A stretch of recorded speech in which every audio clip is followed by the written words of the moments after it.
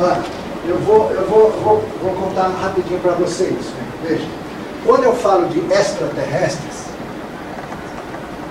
eu estou falando, imagine aqui, é o nosso planeta Terra, aqui está você lá, assistindo a palestra. Aqui existem outros mundos diversos, em outros sistemas solares, onde existem outros indivíduos que podem viajar para as proximidades da Terra, em máquinas que nós não conhecemos, podem dessa nave aqui vir fisicamente, podem se ausentar de seus corpos físicos, saindo de seus corpos físicos e se manifestar para você através de um médium. Isso é muito mais evoluído do que a gente possa imaginar. Por isso que, talvez você não tenha ouvido uma vez uma história que eu contei. Eu estava conversando com um preto velho, ele virou: filho, eu não sou nem preto nem velho. Sabe dessa história? Já contei muitas vezes isso aqui. Por quê? Porque grande parte das entidades que trabalham, principalmente na faixa vibratória da Umbanda, são espaciais. Que é uma faixa diferente. Esses nomes só quer dizer faixa vibratória distinta, né? Então, quando você pega aqui, faixa de caboclo, faixa de preto velho, faixa de criança, faixa... Isso tudo, gente, é que nem de áudio e rádio, que é negócio que você sintoniza. A mesma entidade pode ser, conforme a mudança de faixa vibratória, ela pode se manifestar de qualquer dessas maneiras. Quem dá a forma de manifestação não é o ser que se comunica, mas uma legião de seres espirituais da Terra, desencarnados principalmente, é que formam as missões intermediárias de conexão. A entidade mesmo, ela se mostra como um preto velho porque uma entidade auxiliar conecta no sistema para que a pessoa que vai ouvir o preto velho ouça o preto velho e não um extraterrestre. Ok? É uma forma de adequação cultural. Tudo isso vai desaparecer, gente. Como o que está acontecendo depois da morte também. Um monte de coisa desaparece, porque não será mais necessário esse teatro, essa estrutura paralela daqui para diante, né? Então, daqui esse exemplo serve para você ver. Quando eu falo de extraterrestres, eu falo de humanos procedentes de outros sistemas. Mas eu posso falar também de humanos que procedem de uma terra paralela, né? São chamados espíritos de luz no espiritismo, e os ETs chamam de elaianos. Esses são seres humanos que não têm corpo físico, vivem numa terra hiperfísica paralela, simultânea, concomitante. Eles também podem se manifestar com apoio, eles podem se manifestar psicomediunicamente. Quem leu um livro chamado Extraterrestres da Amazônia, da Almaia? Aqui só as Cousina conhece. Ninguém conhece? Vocês. Aliás, a gente precisa arrumar esses livros, né, Alzima? Eu sempre me esqueço disso. Esse grupo de contato, eles são de Manaus e estão com o pé na Venezuela. Eles se comunicam com extraterrestres que, baseados aqui na Terra, ocupam regiões subterrâneas. São seres muito simpáticos, muito bonitos. Mas quem é o intermediário deles no processo? É um desencarnado. Né? Eles formam ponte. Porque um ser desses aqui, gente, fora do corpo físico, é como um desencarnado. Muda um pouco a vibração. Né? Se entrasse aqui nessa sala, 2 ou 3 desencarnados e mais uns 2 ou 3 encarnados, mas fora do corpo, vocês vão notar que as cores deles são diferentes. A vibração, a energia. O encarnado tem uma energia mais densa. Né?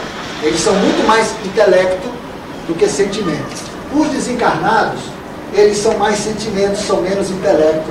Eles atuam mais no campo afetivo, amoroso, do que os encarnados, que são mais práticos, objetivos e trabalham mais com a mente concreta. Por isso que eu disse que mensagens de desencarnados começam assim: amados irmãos. E mensagem extraterrestre começa assim: Alfa 31 falando. Né? Essa brincadeira serve para vocês verem que o espectro de entendimento é diferente. Durante algum tempo, quando eu morei em Brasília, eu treinei médiuns da Umbanda e do Espiritismo para receberem, entre aspas, extraterrestres, porque eles não usam a conexão fluídica para se comunicar, eles usam aparelhos. Você imagina um médium acostumado com aquele esquema da proximidade da energia, um perfume, a energia da entidade se aproxima, ele reconhece a entidade. Compara isso com o sujeito que vem com um plug. Esse cara vai ligar esse plug. É bem diferente nessa situação. Eles usam máquinas, eles colocam máquinas na cabeça da pessoa para realizar tarefas de tradução, botam uma espécie de cinto cheio de coisa. Às vezes a pessoa sai do centro, tchau, tchau, tchau, e vai carregando aquela tralha toda. Tem muitos médicos, videntes, clarividentes, que olham isso e falam: quem é aquela pessoa com chapéu mais estranho, cheio de coisa? São máquinas que são colocadas porque as entidades que estão trabalhando com aqueles médicos não são desencarnados. São seres encarnados em outros sistemas que estão trabalhando ali sem seu corpo físico. Se a Madá sai do corpo físico dela à noite e vai trabalhar numa equipe de cirurgia lá no outro lado do mundo para ajudar, sei lá, um desencarne lá do outro lado, você vai ser recebido por qualquer vidente lá, né, como uma pessoa, vamos dizer assim, espiritual, não é isso? Nunca vão imaginar que a Madá está encarnada. Mas por quê? Porque não é essa a ideia que as pessoas têm. Olha aí, padrão limitador. Né? Você fez essa pergunta para mim. Daqui para diante, você vai compreender melhor de que todas as criaturas humanas podem se comunicar mediunicamente, estejam elas ou não encarnadas. Sabe o que você fez nesse momento? Você tirou o fator limitante de avanço, de vibração. Compreende? Não compreende? Ó, vamos fazer aqui o seu quarto.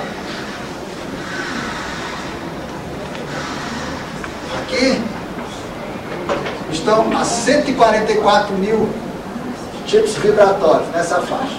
Vamos construir aquele gráfico. Você tinha um fator limitante aqui que era: ufologia não tem nada a ver com o espiritismo. Tudo que estivesse vibrando dentro, por exemplo, de um espectro qualquer aqui, batia aqui e não ia para diante. Agora você sabe como é que são as coisas diferentes. Você pegou isso aqui e levou para um outro nível. Então o seu fator limitante ficou mais alto. Resultado, naquela faixa vibratória, relativa ao entendimento de algumas coisas, você já vibra muito mais alto. Todo o conhecimento nosso, que nos coloca uma outra perspectiva mais abrangente, menos dogmática, menos careta, menos centrada em si, significa aumentar a possibilidade de nós vibrarmos mais e melhor em todo o nosso espectro. Né? Esse espectro do meio, gente, é o espectro cosmogônico. É por isso que é tão importante. É a ideia que temos do cosmos. No tempo que a humanidade achava que o planeta Terra era o centro do universo, nunca poderia se imaginar sequer a existência de outras galáxias. Então a ciência não avançava nesse sentido. No momento em que a humanidade começa a ter condições, começa a acontecer a tecnologia decorrente, veja como tudo no fundo é ao contrário. Nós só conquistamos novos patamares científicos, tecnológicos, filosóficos, artísticos, à medida que os indivíduos avançam, permitindo com que essas coisas aconteçam. Não é ao contrário como costumamos realizar. É o livre-arbítrio. Hã? É o livre-arbítrio, né? Tem a ver? Claro. Tem a ver. Nós só avançamos se nós temos a capacidade de enxergar. A parte externa material reflete, na verdade, as nossas possibilidades de entendimento interno. Hoje, a ciência está tendo que admitir, com muita dificuldade ainda, de que a quantidade de planetas teoricamente possíveis, em termos de existência de planetas, o número é incrivelmente maior do que a ciência acreditava. Até uns 20 anos atrás, chegou-se a acreditar que os planetas eram um fenômeno tão raro que talvez só existisse no sistema solar. Olha a babaquice, né? Perdão da palavra aí, vocês que estão vendo na câmera. Mas isso não é assim. Agora, hoje, já tem cientistas reagindo à ideia sobre a quantidade de planetas possíveis. Porque os cálculos estão mostrando... Tem certeza que tem 66. Já tem certeza que tem 66. É mesmo, eu vi esse negócio na internet. Daqui a pouco, os caras vão ficar admirados. Puxa vida, existe possibilidade de bilhões de planetas. Até chegar lá, você vê, eles vão tirando esses fatores limitantes aos pouquinhos. E os mais sérios são os cosmogônicos. É aqui que está Deus. É onde está o nosso conceito de divindade. É ali, no meião da coisa. Quem criou todo lugar? Deus criou. Isso não quer dizer nada. Do ponto de vista iniciático, esotérico, quer dizer nada. Quer dizer, é uma visão muito primitiva. Então, tudo que o sujeito tiver que aprender e processar energeticamente nessa faixa do meio, se o conceito dele de religiosidade é muito atacanho, ele fica limitadíssimo aqui no meio. Então, ele fica um sujeito assim, ó. Ele tem grande possibilidade de crescer na raiva e no medo. E olha como o medo aumenta quando você tem um Deus pequeno. Tá? Vamos ver por quê? Vamos supor que tem um Deus muito miudinho. O Deus dele é um Deus bíblico, terrestre, restrito, do jeito que aconteceu no catecismo. Pinta uma figurinha dessa aqui no quarto dele à noite. Vamos usar a orelhinha, porque esses aqui são muito interessantes. Uma cara, tem uns mais. Tem uns bem. Vou fazer logo um bem capeta. Porque esses caras existem e são bonzinhos. Eles são bonzinhos.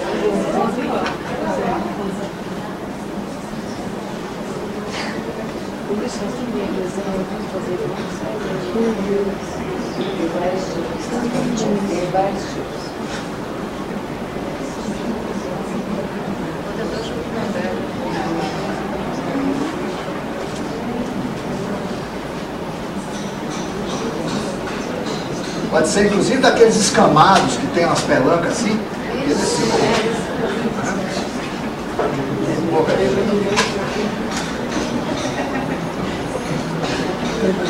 Muito prazer. O cara vê um negócio desse aqui, se a cosmogonia dele é pequena, vai aumentar o medo, por um lado. E inconscientemente, a raiva, em relação inclusive à própria crença dele. Ele tem raiva de si por duplo motivo. Um, porque ele está merecendo ver o capeta. Segundo, porque essa religião na qual ele acredita não o livrou dessa figura. Terceiro, porque a existência da figura é mesmo. O sujeito aumenta o medo dele. Por que tem um monte de gente assustada por aí com esses acontecimentos? Por quê? Porque o Deus é pequeno e fica naquela. Ai meu Deus, tem corrente de reza agora para Nossa Senhora na internet aos montes, todo mundo pendurado no terço. Por quê? Porque segundo as mensagens de Fátima, tem que rezar não sei quantos milhões de terços para se livrar. Que isso não leva mais a lugar nenhum. Quando uma pessoa tem um Deus pequenininho, ele recebe um comando, ore muito, reze 1000 terços. E ele faz aquilo com verdade interna, aquilo vale. Mas fazer por pânico, por medo, já não vale mais. Nada a ver. Energeticamente não significa coisa nenhuma. O que é essa coisa? Isso acontece, mas é em questão de divindade. Então, o ser se apresenta assim, ele tem que... Como é que é? Isso aqui provavelmente é um Dina, né? São seres chamados Dinas. São meio alma-grupo e vem antes do nosso tipo. Mas tem tecnologia avançada, navegam no espaço e são intraterrestres. Todos eles trabalham como infraestrutura para um apoio de tipos que se parecem com o nosso tipo. Que espiritualmente nós somos mais complexos que eles, mais evoluídos, né? Embora estejamos numa condição mais primitiva agora. Se aparece nesse, não tem que ter o que dizer que é... O medo vem do não conhecimento do que você está tratando. Por quê? Veja, se você tem dentro de você a ideia de que existe bem e mal, você tem um dos mais poderosos limitadores de crença. É a história do pecado. Ou aquilo que o Espiritismo transformou depois em karma. Que no fundo é um monte de espírito de karma para ele, é sinônimo de pecado. Então, isso é um fator limitador de entendimento. Você tem que superar essa coisa de bem e mal. No dia que você tem outro entendimento sobre isso, essa fronteira cai e você começa então a se permitir uma cosmogonia muito mais avançada. Quanto mais energia você transfere para esse meio aqui, mais baixa esse lado. Portanto, baixa o que? Raiva e medo. Quanto mais abrangente a visão cósmica que o ser tem, menos medo ele tem, menos raiva ele tem.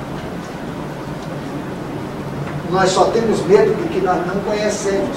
O problema é que os fatores limitadores não deixam o sujeito ter outro entendimento aqui. Pois não? Quando a pessoa desencarna, então o encontro... Quando a pessoa? Quando desencarna. O encontro com esses seres vai de acordo com a sua evolução. Então, quanto maior medo, como é que funciona isso? Se você, por exemplo, é uma pessoa que tem forte vínculo com uma determinada religião, a católica, por exemplo, nós brasileiros somos quase todos de origem católica. Se você desencarna, até bem pouco tempo, agora, você era recepcionado por uma equipe dentro de um local e de uma infraestrutura que recepcionava você como um católico. Você era recebido dentro da sua estrutura de crença. Para não chocar. Para não chocar. O budista era recebido do jeito da crença deles. E assim por diante. Essa infraestrutura está sendo desmanchada. Então, quem é que estava por trás das máquinas operando essas cidades espirituais que são por armação, para recepcionar cada um segundo a crença? Seres assim, por nascer. Então, toda aquela história assim foi preso, experiências disso aqui, judiou, a pessoa teve experiências terríveis. Vai chegar uma hora que nós vamos passar por um tema e eu esclareço essa questão para você, tá bom? Existem criaturas com tudo no mundo. Se você julgar um leão mau porque ele está caçando e derrubando o filhote mais desavisado lá entre as zebrinhas, sabe? Poxa vida, né? Não dá. Na verdade, você vai encontrar seres que estão operando aqui na Terra, em parceria, inclusive, com terrestres e governos da Terra, que tem um projeto de, como é que chama? De desenvolvimento de tecidos e de órgãos. Eles precisam de ectoplasma da gente e muitas vezes precisam de implantes que eles colocam na gente para obter esse material. Em troca, eles ensinam o governo a tecnologia, armas, um monte de outras coisas, né? E aí que o perigo reside. Você vê que quem anda aprontando é muito mais gente daqui do que de lá. Para eles é uma questão de sobrevivência. Eles estão querendo ser intraterrestres enraizados no planeta que está vindo. Bom, eu vou ter que falar desse planeta, então eu recoloco essa questão para você. Mas isso aqui tem que acabar, gente. Tem que acabar. O que está acontecendo no mundo aí, que fica um senhor presidente aí de um tal lugar, falando que ele é o bonzinho, que está combatendo o mal no mundo, olha, de cara eu digo assim para vocês, olha, invertam a coisa. Porque vocês vão estar mais próximos da verdade do que do pensando de outra maneira. Bem mais. Isso é um negócio complicado. Aí não tem como discutir isso assim muito, sem me preparar, né? Mas a coisa é muito por aí. O universo funciona com uma ideia de equilíbrio. Equilíbrio. Aqui a balancinha. Se uma balança, se um dos lados, independentemente de um ou de outro, se ele pende muito e a balança fica assim, com um prato lá no alto e o outro aqui embaixo, o plano espiritual intervém nesse processo para que esse lado suba e esse aqui desça. Então, muitas vezes, para que um prato desça, é necessário que haja destruição de estruturas que servem ao poder desse lado, para fazer com que o prato novamente se equilibre. Então, nem toda ação dita espiritual, partindo da fraternidade branca, é ajudar os pobrezinhos morrendo de fome na África. Porque às vezes a fraternidade branca nem está cuidando disso, mas vem cuidar de uma outra questão extremamente grave, como essa que recentemente aconteceu. Para mim ali só tem mão de mestre, porque o mundo estava fortemente desequilibrado. Um país hegemônico, com interligações com empresas que governam o mundo, estava tomando conta do mundo. Alguma coisa tinha que acontecer para o mundo pensar e ver que a verdade não era aquela. Não é a verdade da mídia, não é a verdade que se ensina nas escolas, não é nada disso. Existe uma outra coisa que está acontecendo no mundo que ninguém está percebendo. Porque a maior parte da população está totalmente contaminada, uma estrutura de crença que o sistema bitola e põe ali dentro, que não enxerga mais nada. A gente trabalha com um sistema que não devolve nada para a gente, a não ser pagando. Tudo está assim. Tudo está assim. A vida virou uma loucura no mundo. É correr atrás de dinheiro. Que diabo de vida é essa? Vai ver se tem outro planeta organizado dessa maneira. Não tem. Isso é um absurdo. É um absurdo. Isso tem que acabar. E é por isso mesmo que vai acabar. Todo sistema fortemente desequilibrado, aliás, todo sistema contém uma espécie de uma bactéria virulenta lá que vai acabar com o próprio sistema. É assim que as coisas avançam. Toda a ordem estabelecida contém dentro dela alguma coisa que vai destruir. Pega esse espectro aqui. Vamos supor que uma pessoa insista muito em não querer mexer de jeito nenhum numa determinada faixa vibratória dela. E ela tem aqui um condicionante violento qualquer. Por exemplo, no campo da sexualidade, que é onde estão os maiores problemas no mundo. Se ele tem aqui uma bitola muito violenta e ele precisa mexer numa energia que está vinculada a isso aqui, chega numa determinada hora, esse indivíduo vai passar por poucas e boas no campo da sexualidade para poder romper os preconceitos que ele tem. Você vê, dentro do próprio indivíduo estava o remédio, por mais amargo que fosse, estava o remédio dentro dele mesmo. Assim são os sistemas todos. Nós somos sistemas. Então, quando alguma coisa está errada da gente e a gente não quer deixar sair, aquilo explode. Explode muitas vezes com consequências danosas para a gente. Né? Coisas simples explodem de uma maneira simples. Acidentes de carro, perda não sei de quê, coisas simples, mas que nos fazem repensar e aumentar nossas possibilidades de crescimento. Outras são coisas graves. Né? Enfim, as coisas são assim, gente. Portanto, nada de bem e de mal. Né? Você vai dizer que é um acontecimento mal? Não, um acontecimento que libertou o indivíduo. Né? O mundo agora, na verdade, esse impacto que aconteceu foi altamente libertador para o mundo. Só não vê quem não quer. Né? Só não vê quem não quer. Bom,